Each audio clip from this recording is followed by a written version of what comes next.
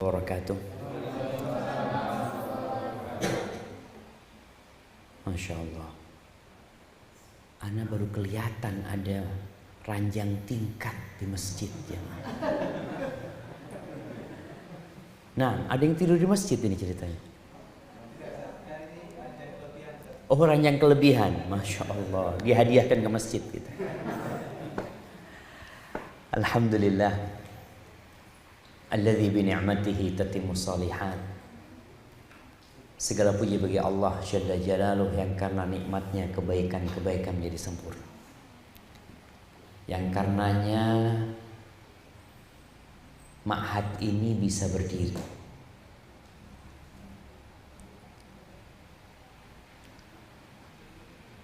Beberapa tahun yang lalu pengurus yayasan atau ma'had ini masih berpikir untuk membebaskan lahan. Dan ternyata sekarang sudah jadi. Ana juga sudah bertahun-tahun yang lalu kepingin datang ke sini. Tapi ternyata baru sekarang bisa sampai ke sini. Ma'had ini jauh di mata, tapi dekat di hati insyaallah. Allahumma salli wa sallim ala sayyidina wa maulana Muhammadin wa ala alihi wa ashabihi ajma'in. Amma ba'd. Ana tadi tanya jumlah teman-temannya berapa? 8. Yang baru berapa? Berapa? 9. Tahukah kita bahwa hijrahnya Rasul sallallahu alaihi wasallam yang merubah perjalanan dakwah ini itu dimulai dengan berapa orang? 6 orang. Ketika Nabi SAW beliau mendakwain qabilah yang berangkat haji, pindah dari satu qabilah ke qabilah yang lainnya di Mina. Terakhir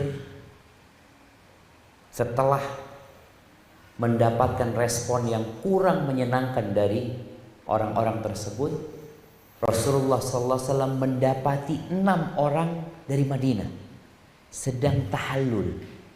Mereka habis lempar jumroh. Masya Allah, ada yang marah-marah jangan.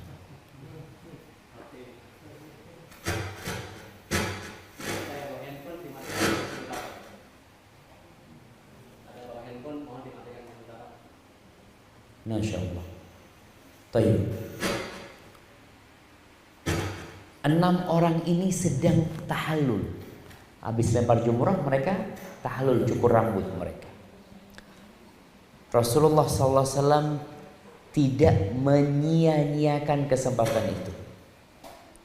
Beliau langsung mendatangi 6 orang itu, didakwain sama Rasulullah SAW. Ternyata 6 orang ini menjadi benih-benih hijrahnya Nabi alaihi salatu wassalam ke kota Madinah. Maka insya Allah kalau ada 8 sama 2 orang ini akan menjadi benih-benih yang merubah wajah dunia.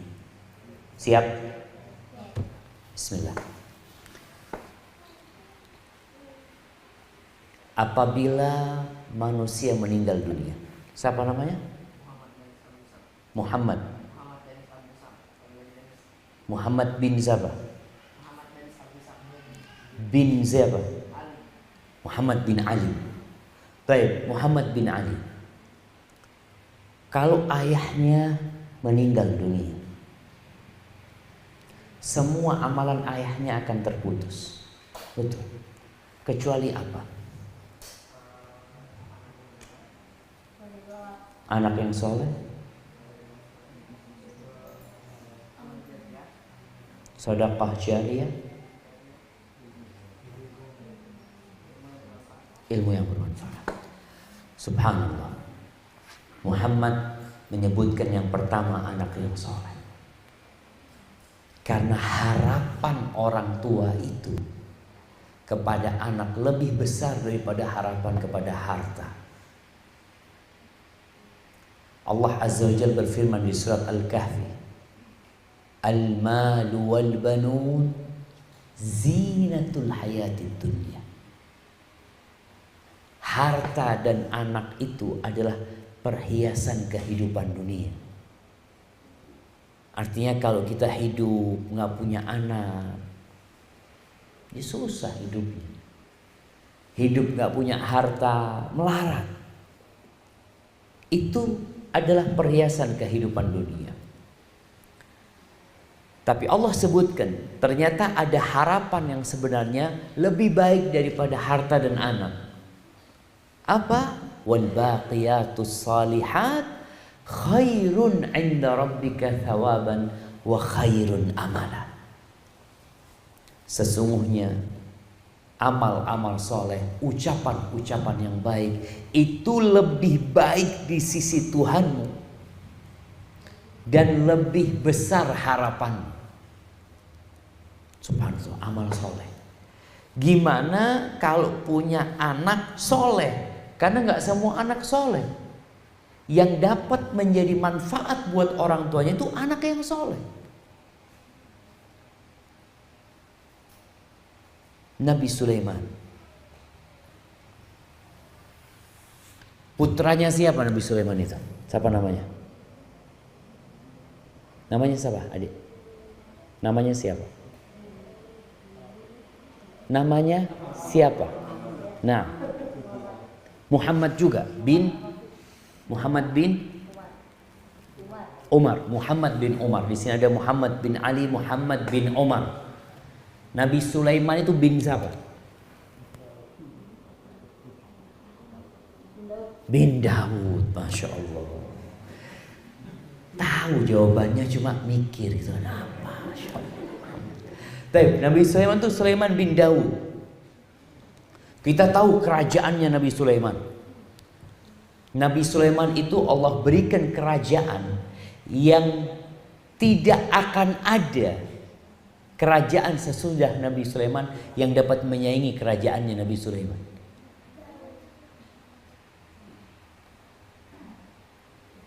Pasukannya itu bukan manusia. Jin-jin pun jadi pasukannya Nabi Sulaiman. Burung-burung pun. Kalau sekarang orang sekarang kalau ingin memantau sebuah daerah, mereka pakai drone. Ya kan? Kirim drone ke sana. Dari dulu Nabi Sulaiman kirim apa? Burung. Dan kalau drone ini harus ada yang nyetir. Itu yang namanya burung. Nggak ada, berangkat sendiri dia.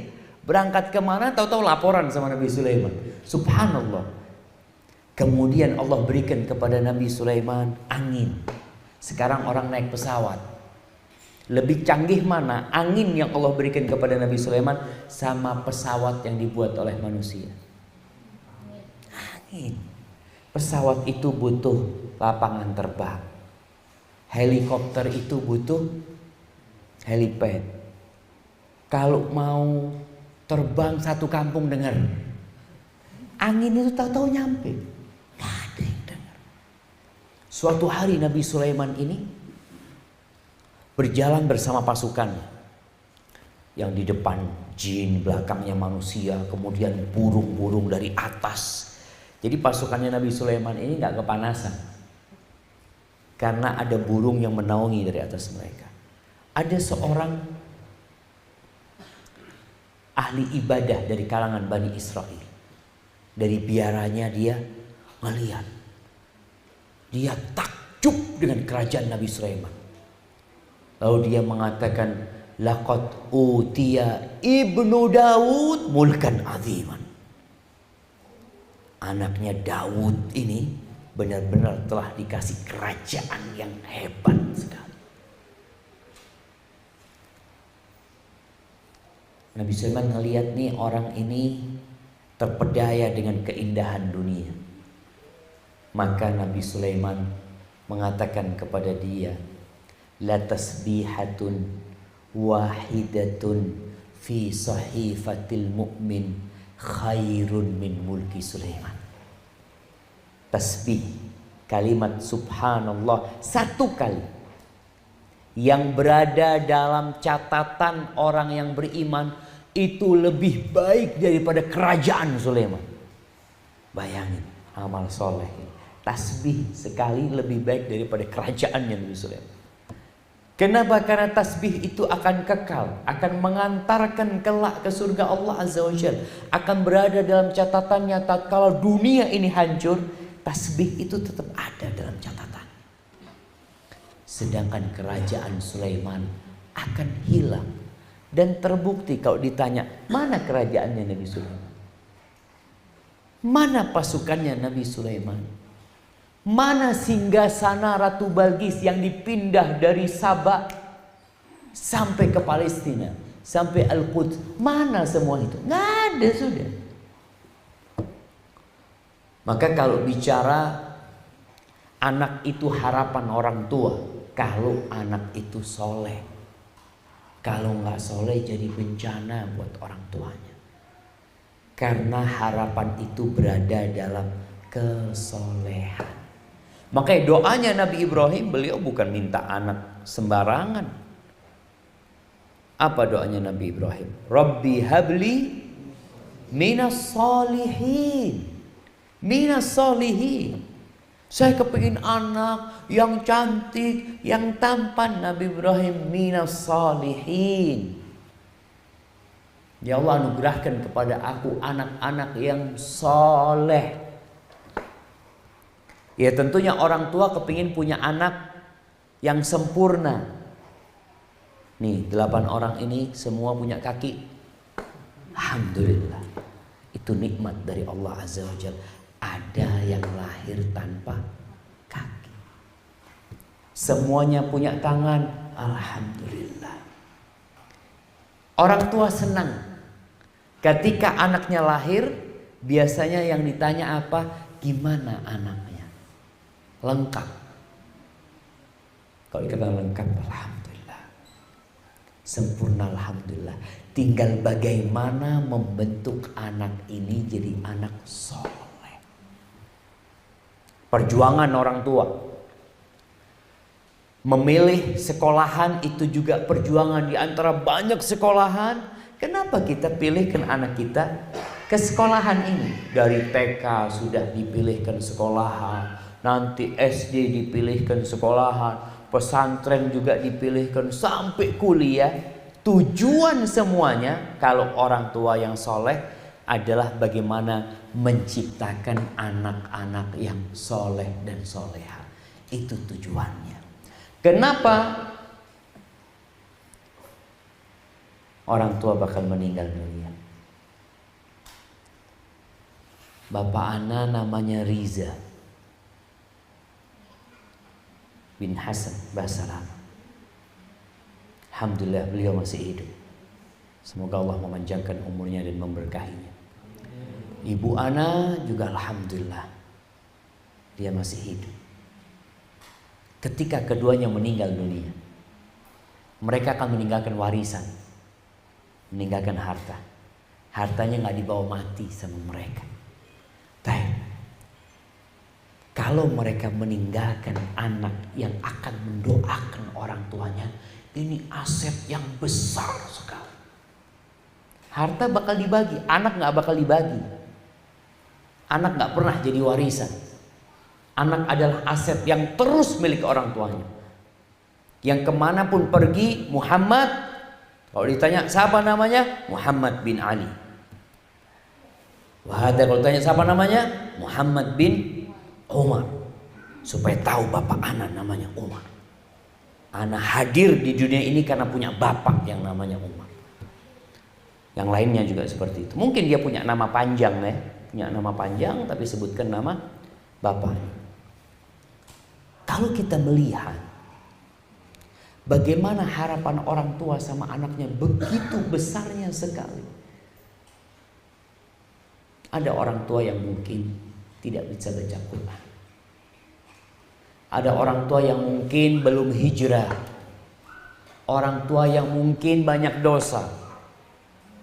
Kalau dia punya anak-anak yang soleh, anak-anaknya ini dapat mengangkat derajat orang tua.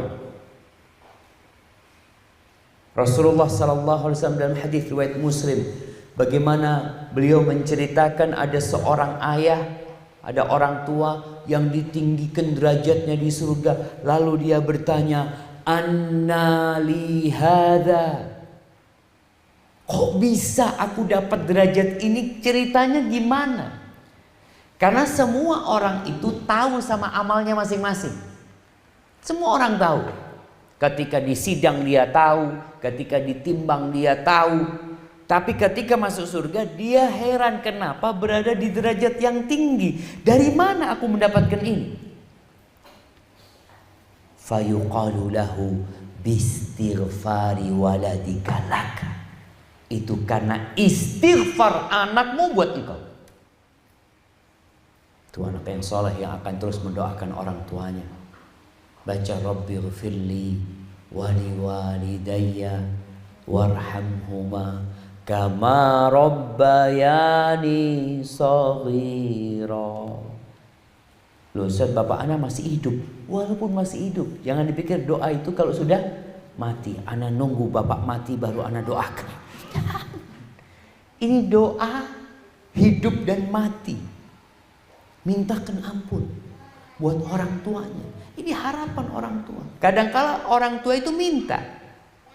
Anak kadangkala ngomong sama anak kan, jangan lupa doakan bapaknya, doakan ibunya, sisipkan ayah dalam doamu gitu.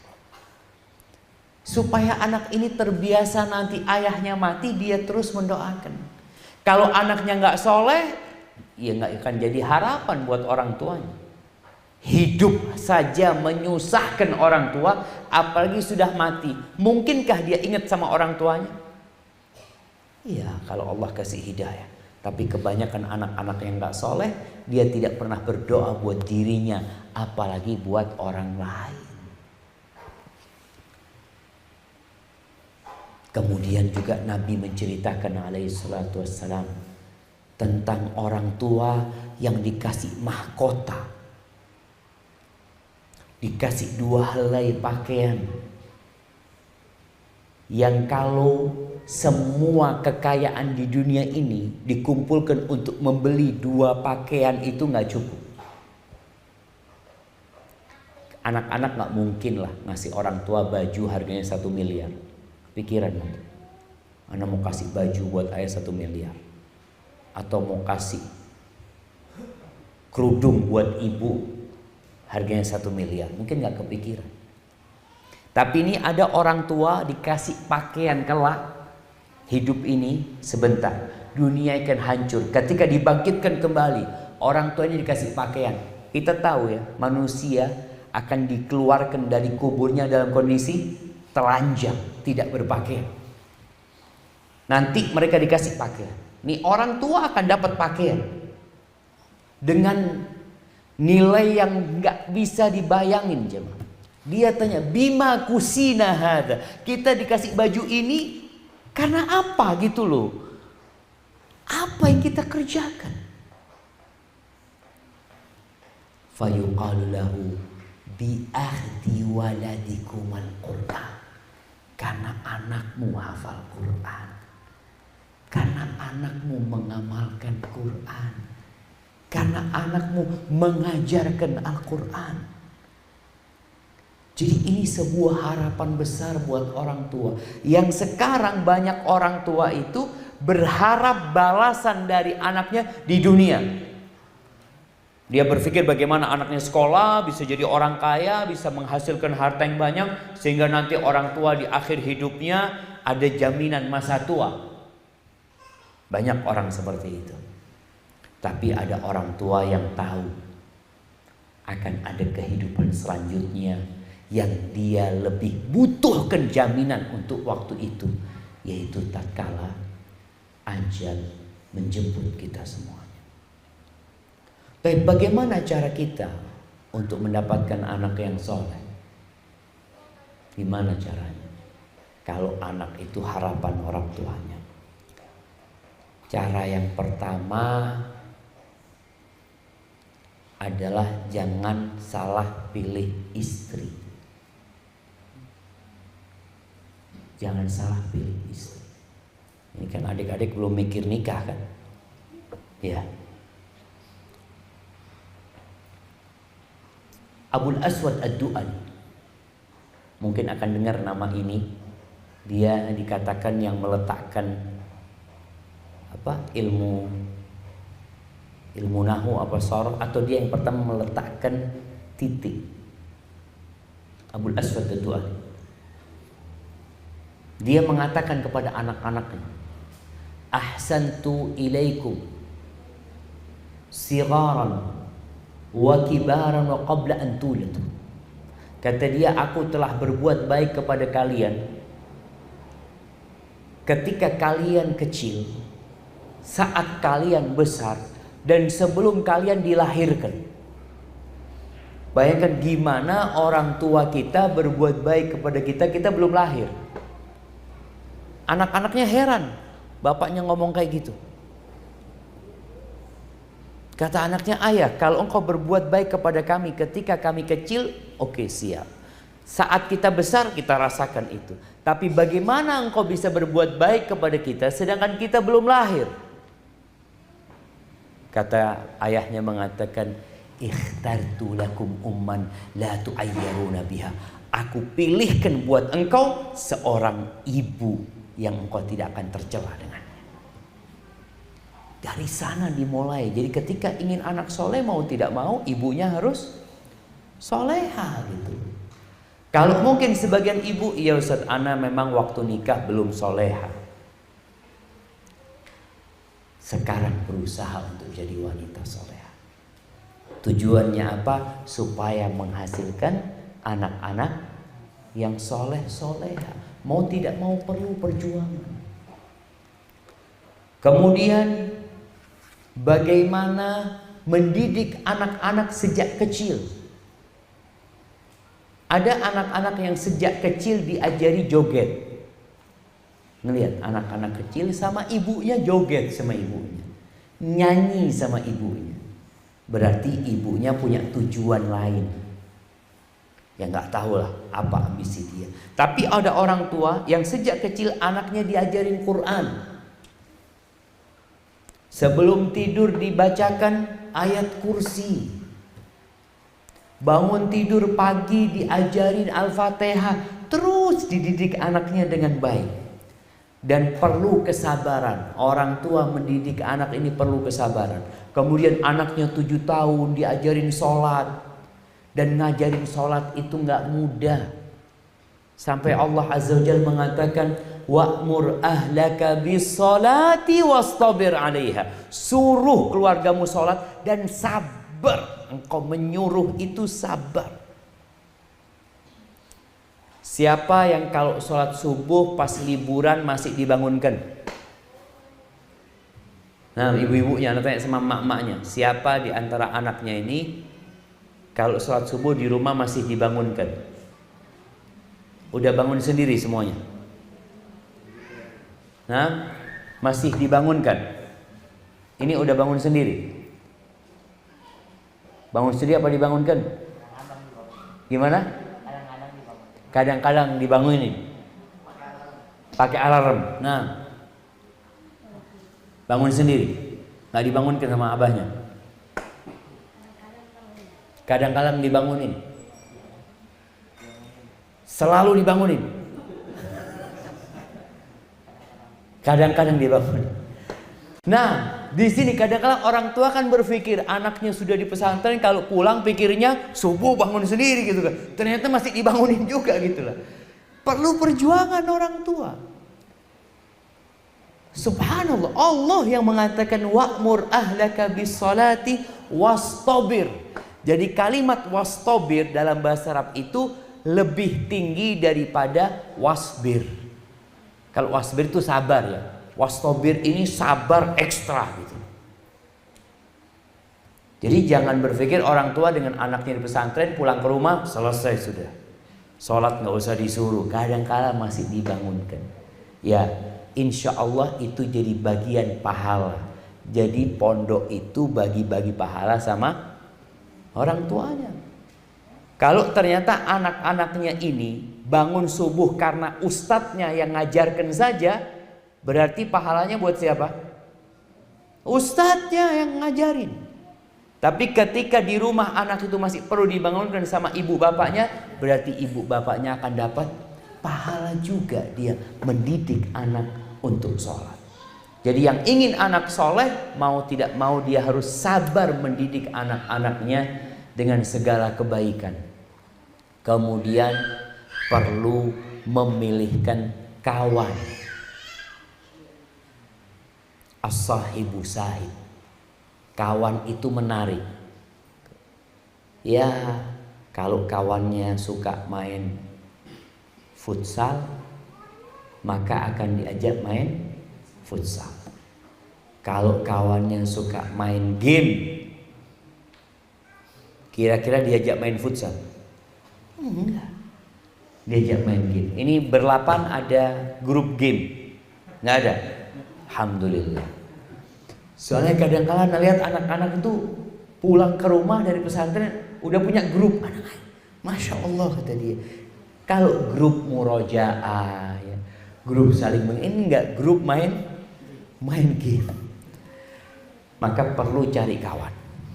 Orang tua pun perlu memperhatikan anakku ini berkawan dengan siapa. Kalau kawannya itu orang yang suka sholat qobliyah ba'diyah, insya Allah anak kita juga akan sholat qobliyah ba'diyah. Kalau kawannya itu suka puasa Senin Kemis, insya Allah dia akan puasa Senin Kemis gitu. Maka perlu orang tua mencarikan kawan. Dan salah satu caranya dengan memilihkan pesantren. Dengan harapan di sana akan berkawan dengan orang-orang yang soleh. Kemudian yang terakhir, doa. Orang tua ini nggak boleh putus berdoa buat anak-anaknya.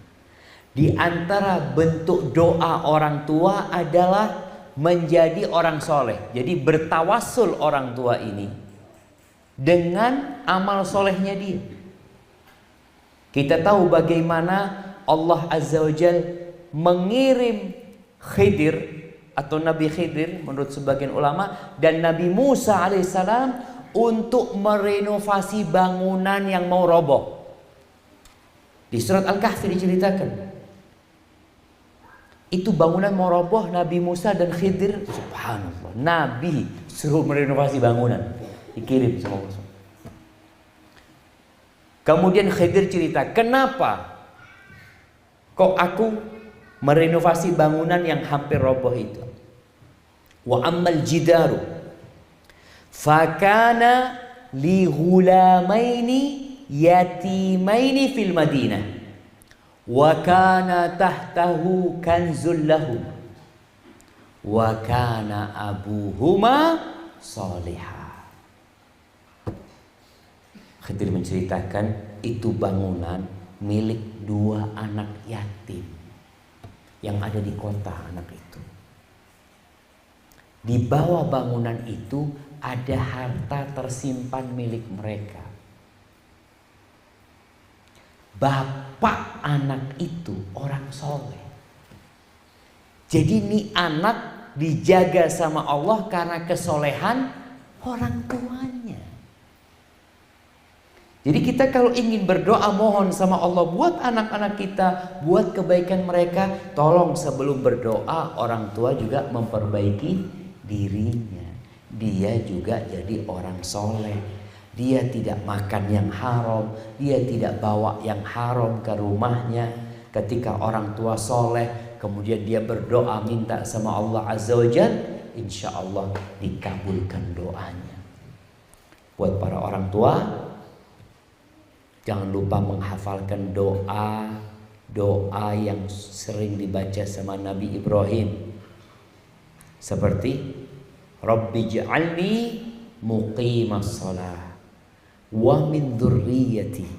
Ya Allah, jadikan aku orang yang mendirikan salat dan dari anak keturunanku juga.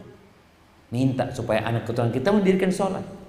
Terus doa Nabi Ibrahim, wajnubni wa baniya an na'budal asnam. Ya Allah, hindarkan aku dan anak keturunanku dari menyembah berhala-berhala. Baca doa. Terus doa yang di surat Al-Furqan, Rabbana hablana min azwajina wa dzurriyyatina qurrata a'yun. Hafal doanya? Belum? Nanti dihafalin. Udah hafal? Belum ada yang hafal? Nah, nanti insyaallah sama Ustaz akan diajarin doa ini di surat Al-Furqan. Ana lupa ayat 72 atau 74 ya. Mungkin nanti dilihat. Rabbana hablana min azwajina wa dzurriyyatina qurrata a'yun. Ya Allah, jadikan dari pasangan-pasangan hidup kami dan anak-anak keturunan kami qurrata a'yun, penyejuk pandangan, penyenang hati. Waj'alna lil muttaqina imama, dan jadikan kami pemimpin buat siapa? Buat orang-orang yang bertakwa. Karena ada pemimpin tapi anak buahnya orang jahat semuanya, preman. Dia pemimpin tapi anak jahat. Enggak. Kita kepingin punya anak-anak yang soleh, soleha, yang mereka menjadi pemimpin buat orang-orang yang bertakwa. Dan buat anak-anak sendiri, bersemangatlah untuk menjadi orang soleh. Dunia ini menggoda, tenang. Fokus belajar sekarang. Menuntut ilmu. Nanti dunia itu akan datang, Allah kirimkan. Waktu ana di pesantren, ada orang tua, masih kerabat, yang ngasih nasihat ana. Dia ngomong, Syafiq, engkau fokus belajar. Jangan cari fulus dulu. Fokus belajar. Engkau cari ilmu lillahi ta'ala, nanti Allah kirimkan dunia datang kepadamu. Tapi kalau berpikir cari dunia sambil belajar, kadangkala dua-duanya nggak dapat. Maka tolong fokuskan, kecuali sudah orang bekerja ya. Tapi kalian kan adik-adik, anak-anak ini masih belajar sekarang. Terus belajar. Tiap pagi baca doa, Allahumma inni as'aluka ilman nafi'an wa rizqan thayyiban wa amalan mutaqabbala. Baca doanya Nabi Musa, Rabbi shrahli sadri wa yassirli amri wahlul 'uqdatam min lisani yafqahu qawli. Baca doanya Nabi Muhammad SAW yang Allah ajarkan untuk membaca. Bagaimana Allah berfirman, wa qul Rabbi zidni ilman. Baca Rabbi zidni ilman. Kemudian juga baca doanya Nabi Muhammad SAW buat Abdullah bin Abbas. Apa doanya? Nabi pernah mendoakan keponakannya atau sepupunya, Allahumma faqihhu fid din wa 'allimhu ta'wil. Baca doa, Allahumma faqihni fid din wa 'allimni ta'wil. Kenapa kok minta sama Allah? Semoga dengan cara itu anak-anak ini jadi anak-anak yang soleh soleha, orang tuanya akan berbahagia di dunia dan di akhirat. Barakallahu fiik. Mungkin ada pertanyaan? Tafadhol. Nah, tafadhol yang santri sebelum wali santri.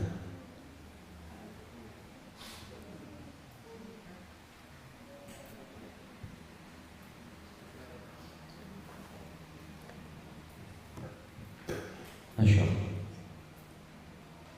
Habis pertanyaan. Barakallahu fiik. Kalau memang ada pertanyaan, ana mau jalan-jalan soalnya.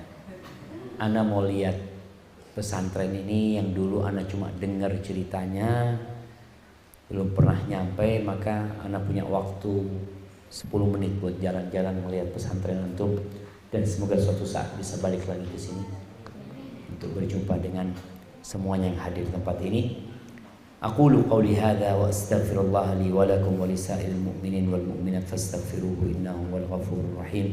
Subhanakallahumma wa bihamdika asyhadu an la ilaha illa anta astaghfiruka wa atubu ilaik. Assalamualaikum warahmatullahi wabarakatuh.